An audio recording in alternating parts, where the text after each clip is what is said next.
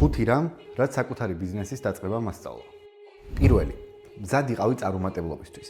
თუ გონია, რომ ყოველთვის ყველაფერი ისე წავა, როგორც შენ დაგეგმე, მაშინ ბიზნესი არც უნდა დაიწყო. წარუმატებლობა გარდაუვალია დიდიც და პატარაც. მეორე, მიანიჭე პრიორიტეტი დროის მენეჯმენტს.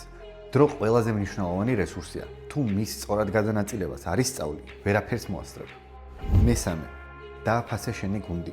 შენი გუნდი შენი ხერხემალია. ენდე მათ და გაიზარდე მათთან ერთად. მეოთხე, გაითვალისწინე უკავშირი. გახსოვდეს, რომ პროდუქტ შენი მომხმარებლისთვის ქმნი და არა შენთვის. მოусმინე მათ და ისინი გეტყვიან, რა სჭირდებათ. და მეხუთე, იყავი მოქნილი. თუ ცვალებად გარემოსთან ადაპტირება არ შეგიძლია, მაშინ თამაში დიდხანს ვერ დარჩები. თუ ჯერ კიდევ აქ ხარ, ესე იგი ბიზნესი და მარკეტინგი გაინტერესებს.